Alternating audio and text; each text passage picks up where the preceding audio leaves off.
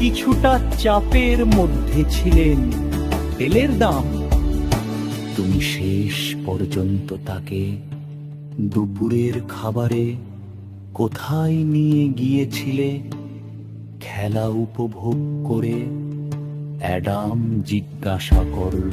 আমি তাকে গ্রিন ম্যানে রাখালে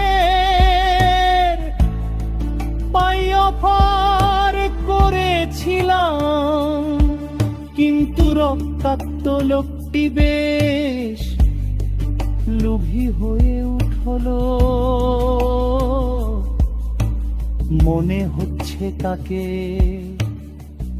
এবং সম্রাজ্ঞীকে নতুন সিংহাসনের জন্য হ্যারডসে যেতে হবে। অবশ্যই তার সাথে যেতে পারতাম, কিন্তু আমার বস চেয়েছিলেন তার বাস্কেট খালি করে দিতে, তাই আমি হ্যারডসের চুক্তিটিও মিস করেছি।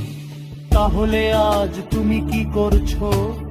আমি তোমাকে এই বিষয়ে ঢুকতে দেইনি, লরেন্স বলল। লা লা রে